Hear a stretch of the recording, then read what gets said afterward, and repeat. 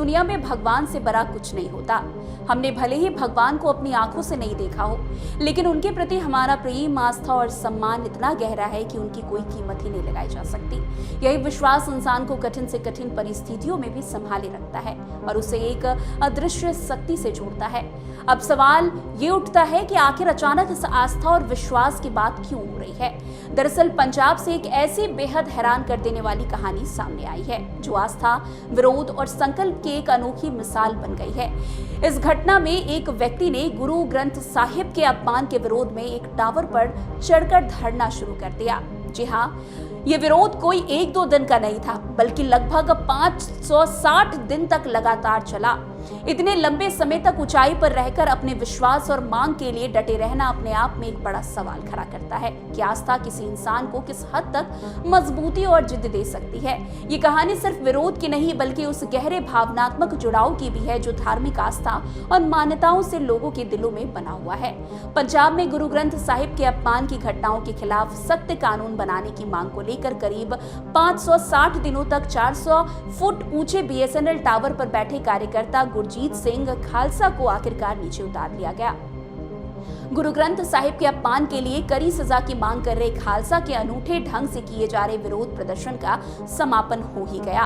पटियाला जिला प्रशासन ने खालसा को सुरक्षित रूप से नीचे उतारने के लिए सेना से सहायता मांगी थी। खालसा बीते दिन की सुबह सिख जयकारा और जो बोले सोनिहाल के नारों के बीच टावर से उतरे।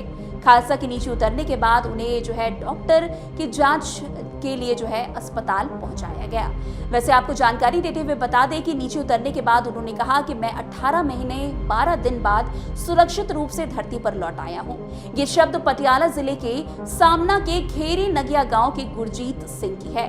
43 साल की उम्र के गुरजीत सिंह 12 जनवरी 2024 के सामना शहर के बीच लगे एक मोबाइल फोन टावर पर बैठे थे। उन्हें शुक्रवार 24 अप्रैल की सुबह लगभग 7:45 पर टावर से नीचे उतारा गया। वो बेअदबी की घटनाओं से सख्ती से निपटने के लिए एक सख्त कानून की मांग कर रहे थे, जिसको लेकर वो टावर पर चढ़े थे।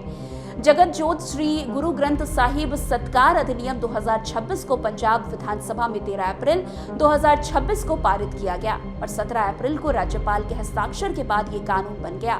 हालांकि इस अधिनियम को पंजाब और हरियाणा हाईकोर्ट में चुनौती दी गई। चुनौती याचिका में कहा गया कि नया कानून धर्मनिरपेक्षता और अनुच्छेद 14 का उल्लंघन है। गुरजीत सिंह को टावर से उतारने का काम पटियाला प्रशासन, नागरिक सुरक्षा और भारतीय सेना ने संयुक्त अभियान चलाकर किया। आपको बता दें कि गुरजीत सिंह पूर्व सैनिक है और अब किसान है। उन्होंने बताया कि 12 अक्टूबर 2024 को जब वो टावर पर पहुंचे तो शुरुआत में उन्हें काफी कठिनाइयों का सामना करना पड़ा। खासकर कबूतरों और अन्य पक्षियों ने उन्हें बहुत परेशान किया। उन्होंने कहा कि 100 फीट की ऊंचाई पर चढ़ने के बाद मैंने कुछ देर आराम किया, फिर मैं 200 फीट की ऊंचाई पर पहुंचा और अंत में लगभग 300 से 400 फीट की ऊंचाई पर पहुंच गया, क्योंकि ये जगह काफी सुरक्षित लग रही थी। गुरजीत ने बताया कि वो पहले टावर पर बनी जगह पर रुके और फिर धीरे धीरे नीचे से सामान ऊपर ले गए। इसके बाद टावर पर तंबू लगा लिया।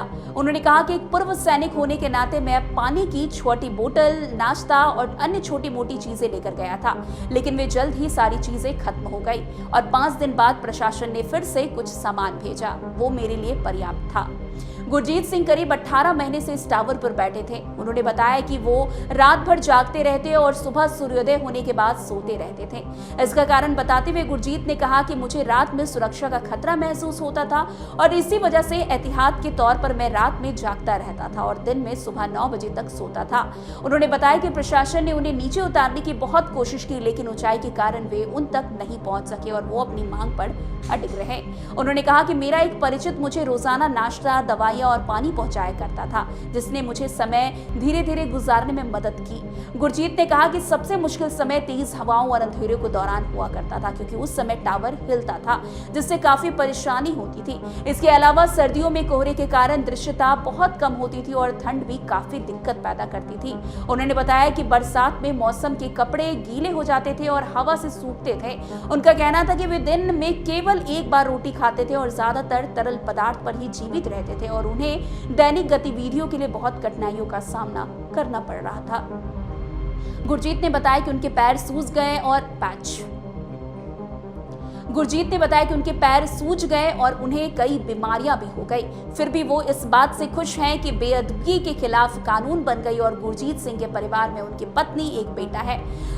अपनी मां को याद करते हुए गुरजीत सिंह ने कहा है कि वो उनके दिल के सबसे करीब थे और वो उनसे लगातार बातें ऊपर किया करते थे।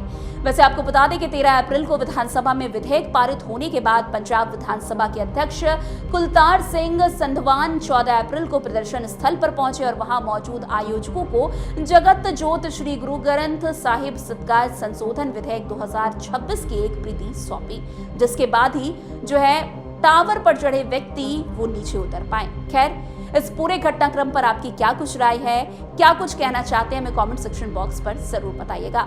अभी किस खबर में बस इतना ही, हमें दीजिए इजाजत, तब तक के लिए धन्यवाद।